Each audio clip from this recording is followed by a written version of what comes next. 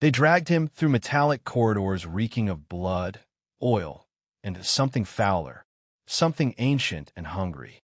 His feet scraped the floor, bare and bruised, his skin smeared with dirt and dried plasma. The clamps on his wrists hissed with every jerking movement of the guards, tall insectoid soldiers in bone armor, laughing in their shrill, segmented language. He didn't understand their words, but he understood the tone. Mockery, contempt, delight. He'd seen it before, on the colony world when the skies opened and the warships descended. The final door opened with a deep groan. Light poured in, white, searing, artificial, and noise followed. Roaring, chanting, thousands of voices layered in cruel harmony. The guard shoved him forward into the brightness. He stumbled out onto metal plating scorched from battles past. The arena surrounded him in all directions, tiers upon tiers of alien faces pressed against energy fields, watching like beasts around a wounded animal. His small frame looked even smaller beneath the sky dome, and the cameras zoomed in on his bare chest, his cut-up arms, his two young eyes. Somewhere above, a voice blared in a dozen languages. An announcement. His name wasn't among the words. He wasn't important enough for that. Just the human offering. That's all they called him. The gate across the ring opened. Something big emerged. Hulking, armored and chitin, claws dragging behind it like blades on stone. Its breath steamed in the cold air. The crowd screamed louder. It was a gladiator species bred for war and entertainment, designed to crush, maim, and kill. They wanted a spectacle, a child's execution to spice their broadcasts. He didn't move. Not out of fear, though that sat cold in his stomach, but out of calculation. His eyes scanned the beast's limbs, its armor joints, the way it moved. It favored its left side. A limp, a weakness. He flexed his fingers, cracked his neck, and let the fear pass through. His knees bent slightly, not to run, but to shift weight. Balance was everything. He took slow breaths. His heart pounded, but not out of panic. It was preparing. The creature growled and charged. He didn't scream. He didn't cry. He dodged. It missed by inches, but missed all the same. The crowd gasped. The boy spun, slamming his heel into the back of its knee. The creature stumbled, more surprised than hurt. That gave him a second. He ran, not away, but toward the wall, grabbed a chunk of debris from a broken drone, and flung it. It bounced off the gladiator's eye plate with a sharp ping, enough to distract. He moved again. The beast roared, now fully enraged. It came at him with both arms raised, intending to crush. He rolled forward, scraping his arms, and came up behind it. He struck the back of its leg again, harder. It howled. A crowd member threw something against the barrier. Insults flew. Others laughed. He was making it last longer than expected. That alone was amusing. Blood dripped from his elbow. Breathing harder now. He was fast, but not tireless. And the monster would adjust. They always did. It charged again. This time, he didn't dodge. He sidestepped barely and grabbed a shard of metal embedded in the floor. He turned with it mid-motion, slicing along the creature's arm as it swung. A spray of thick green blood painted the ground. The crowd noise shifted, no longer amused. Curious. The beast backed off, staring at its wound, then at the boy. The human stood still, panting, blade at his side, knees shaking. His lip was split, eye swollen, but he stood. A siren sounded. The round hadn't ended. This wasn't a match with rules, just a brawl. But the siren meant attention. Camera shifted, zoomed in on him. That's what happened. His chest rose, and a glint caught the light, a thin chain around his neck. A dog tag. It clinked softly as he adjusted his stance. Some in the crowd squinted. One or two in the upper tiers leaned forward. The letters etched into the metal weren't in any alien language. They were Terran standard. Clean. Military issue. The chain looked old, but that glint hadn't gone unnoticed. Somewhere in the broadcast booth, someone paused the feed.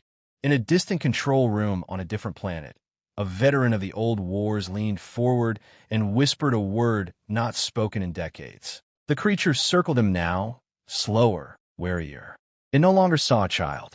It saw something it didn't understand. The wound on its arm dripped steadily, and the boy's eyes tracked every motion. He bled too, from the ribs and brow. but he was focused, deliberate. The crowd's chants faltered, replaced by murmurs, confusion. This wasn't how it was supposed to go. He shifted weight to his back foot, exhaled through his nose. The arena's heat pressed down on him. One more lunge, and the thing would overextend. He needed it angry. He gave exactly that. Just a look. Defiant. Contemptuous. It charged. He sidestepped, planted his foot, and drove the shard upward under its jaw. The metal bent, but didn't break. The creature reeled back, clutching its face, screaming. Blood splattered his chest, but he didn't flinch. He watched it stumble, then fall to one knee. Cheers erupted, scattered, unsure. Some aliens shouted in disbelief. This wasn't entertainment anymore. It was disruption. He didn't press the advantage. He waited, measured. A fighter twice his size had fallen to one knee, and yet he stayed still. That restraint unsettled the watchers more than the violence. Then, the broadcast zoomed again. The dog tag swung freely now, coated in sweat and grime, but unmistakable. The etching was clearer this time.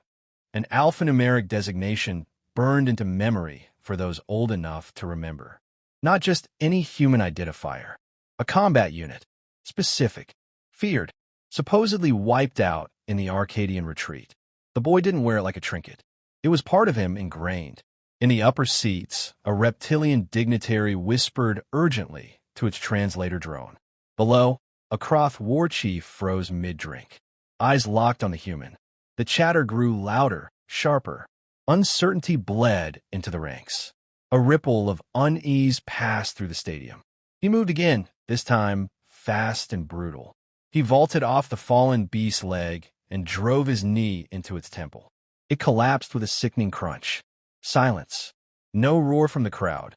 No music from the booth. Just the hum of the force barriers and the ragged breathing of the human boy, chest heaving, blood soaking his skin. And yet he stood. In that moment, the broadcast systems, spanning 100 systems, captured the frame. A still image, a wounded boy, standing over a slain warrior, with a Terran dog tag catching the light. Alarms went off in control rooms far from the arena. Old security clearances were pinged. Military databases pulled records long archived. The name etched on the tag matched a unit designation that had, once upon a time, brought orbital bombardments to sovereign worlds and cracked planetary defense grids in days. The arena's overseer scrambled. Some called for the feed to be cut. Others demanded it stay. Ratings were spiking across the sectors. But those who knew, truly knew, were no longer concerned with entertainment. They were afraid. He didn't celebrate, didn't look around for approval. He walked, slowly, to the center of the ring and stood there, unyielding. He wasn't trying to impress them. He was waiting.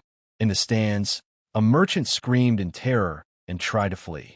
He remembered the fall of his homeworld. The same tags had been found on soldiers that tore through orbital stations like they were paper. Whispers followed him out. Reaper. Ghosts. Be unyielding. The old Earth Legion. One of the arena guards raised a weapon. The boy looked up. Just a glance. The guard hesitated. Something in that look, the calm, the calculation, froze his finger on the trigger. Around the arena, figures who had never feared humans began asking questions. How did a child survive a gladiator match? Why did he wear that tag? Was this planned? A message? And who trained him? He lowered his arms at his sides, fists unclenched. His expression was unreadable. Not angry, not proud, just inevitable.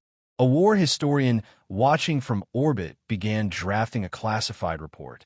The heading read, Reappearance of Terran Combat Doctrine, Unknown Origin. The subline, Immediate Threat Status, Pending. And all the while, the boy didn't move. He didn't need to. The galaxy already had. Pain radiated from every joint. Muscles screamed. Lungs burned. Vision blurred at the edges.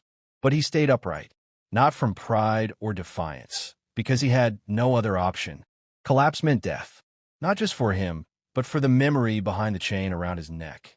The dog tag wasn't decoration. It was inheritance. He remembered the old man's voice. Not warm, not kind, but steady. Lessons whispered in a forgotten tongue. Hands wrapping his fingers around stones, knives, rope. Not just how to fight, but how to survive. The rhythm of breath in a firefight. The silence between moves. Pain is just another signal. Listen, but don't obey. They never called it training. It was preparation. The old man never spoke of Earth like it was home, only as something sacred, lost and burned, but never broken. He didn't explain the tag, not fully. Just said, when they see it, they'll remember. And now they did. The arena's energy shifted again. More than fear, recognition. It was spreading. Systems buzzed. Transmissions crossed borders. Footage replayed on loop. Every military tactician above a certain clearance level paused, whatever they were doing. All for a boy no older than 15, standing silent, eyes locked forward. He wasn't a soldier. Not technically. He was a fragment of what humanity used to be, stripped down, sharpened, passed through fire. The legacy didn't die with the wars. It went underground, into stories, into bloodlines. He moved slowly, conserving energy. Another challenger appeared, less monstrous, more tactical, armed, cautious. But the boy didn't hesitate. He feinted left, dodged a plasma blade, and struck a pressure point at the joint. The weapon dropped. He picked it up, reversed the grip, and disabled his opponent in 3 brutal moves. Efficient, precise, no wasted motion. Observers with military backgrounds recognized the technique. Not flashy, pure function, an extinct style, one built for outnumbered engagements, asymmetric environments. Human doctrine. One of the arena's command analysts dropped his datapad mid-transmission. He'd studied that form during War College. Thought it theoretical. Now he watched a bruised, blood-covered child execute it flawlessly. Outside the coliseum, protests began. Some alien factions demanded the human be detained, studied, contained. Others called it propaganda. But the images kept circulating. Unfiltered, unstoppable. He knew what they were thinking. That he was a symbol, a threat, but he wasn't interested in their fear. He only cared about one thing, proving the stories were true. The old man once said, "They thought we were gone because they stopped seeing our ships. But we don't vanish. We wait, and we teach our children." Each breath he took now was deliberate, rhythmic. Fight, recover, stand. Not victory, endurance. Not glory, continuity. His last opponent tried to rise. The boy knelt and pressed the blade gently to the base of the alien's neck. He didn't cut. He just looked. The message was clear. I could have. I didn't. Remember that. A murmur spread across the upper decks. The old veteran saw it. Mercy without weakness. Dominance without arrogance. The same qualities that had made human shock troops so terrifying in past wars. They didn't just kill. They endured. And worse, they chose when to stop. He rose, dropped the blade, and walked back to the center of the arena. No posing, no theatrics, just presence. A high-ranking official tried to issue a cease order on the fight. The control room refused. Not out of defiance, out of paralysis. No one wanted responsibility for interfering. Not anymore. He stood beneath the giant hollow screens, playing his own movements on repeat. Bleeding, battered, but composed. Not a victim. A reminder. The symbol around his neck was no longer a mystery. Every major channel had translated the serial number. Military historians were already drafting revised threat assessments. The name of the unit burned across alien networks like a plague. The Reaper designation. Dormant. Not extinct. He lifted his head and scanned the crowd. No expression. Just stillness. It wasn't rebellion. It was resurrection. The silence in the arena was suffocating. The beast was dead, lying in a heap of broken limbs and alien blood. The boy stood in the center, chest heaving, his body aching, his eyes focused on nothing. The crowd, once roaring, was now still, silent. The harsh lights above cast long shadows over the arena floor. But it was the boy who seemed to burn with an unspoken intensity. His stance was steady, unwavering. The dog tag around his neck gleamed faintly, despite the grime and blood caked on him. It caught the light one more time, a flash of cold steel that reminded them all of the name engraved on it. A name older than most of the alien civilizations watching. A name that shouldn't have been here, not in this arena, not in this time. Someone the VIP box shifted uneasily. A small movement, just enough to spark the realization. The boy's eyes, though tired, remained sharp, calculating. He wasn't a casualty.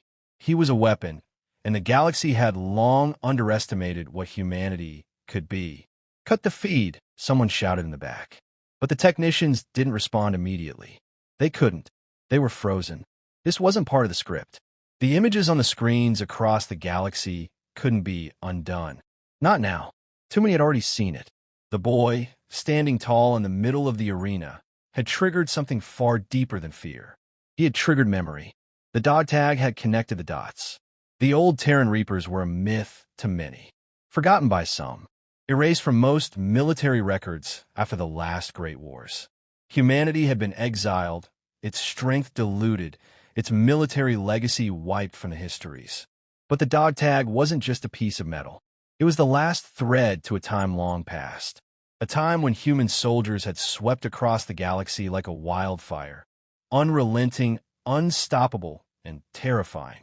The Reapers had disappeared after the fall of Earth, their forces scattered, their names erased from the annals of time. But now, in the face of a single boy, the ghosts of the past had returned. They remembered. The officials in the high chambers remembered the merciless efficiency of the Terran warriors. They remembered the fear of a species that couldn't be reasoned with, couldn't be bought or broken. A species that kept fighting, kept pushing, until the entire galaxy had bent to their will. And now, the boy was a living embodiment of that legacy. Whispers erupted in the stands, rippling through the ranks of the spectators. Some began to scatter, others hunched lower in their seats. The fact that the boy had survived the initial onslaught, that he had killed the gladiator without breaking, had already shifted the mood.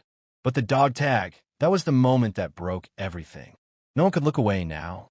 No one could pretend this was just a game, a mere spectacle. A voice rang out from the crowd, urgent, full of panic. "Stop him. He's a threat. The boy's gaze shifted upward, cutting through the chaos like a knife. His eyes locked with the speaker for a brief moment, and in that instant, the room went silent again. The challenge was clear. He was no longer a boy in an arena. He was something else entirely, something that couldn't be contained. Leaders, generals, warlords who had long dismissed humanity as an afterthought now turned their attention fully toward the boy. The thought flickered across their minds in an instant. What if they hadn't finished us off? What if the Reapers had been lying in wait this entire time, waiting for the right moment to return? And that was the problem. They weren't ready. They never had been. The galaxy had grown complacent, lulled into a false sense of superiority. The Terran threat had been buried, forgotten, dismissed as ancient history. But history had a way of resurfacing, and when it didn't come with apologies. The boy took a step forward. Just one, but it was enough to draw attention again. The crowd shifted uneasily, some of the older beings recognizing what the younger ones couldn't. They'd read the stories. They'd heard the legends of humanity's relentless drive, of how the Reapers had fought with a fury that crushed entire fleets, how they'd never surrendered, how they'd kept coming no matter what the odds were. And now, here was the child, standing alone. No weapon but his body. No shield but his will. And he had beaten their gladiator, their champion. He had humiliated them all. He raised his hand slowly, not in victory, but in recognition. A simple gesture, but it spoke volumes. The symbol of humanity's return. The symbol of something far greater than a boy in an arena. The galaxy had been warned, and they had ignored the signs. But the boy wasn't a message. He was the beginning. A single word flickered in the back of the minds of the highest-ranking officials. Revenge. The feed continued to broadcast. They couldn't stop it now. The images were already spreading, carried by drones, relayed to planets, to stations, to those who needed to see it most. It was a moment that would be recorded for generations to come. The boy didn't wait for a response. He didn't need to. He turned and walked away. The arena's exit opened before him. The sound of his footsteps the only thing left in the quiet. The boy was not the last. He was the first. And the galaxy had just been reminded of the cost of underestimating humanity.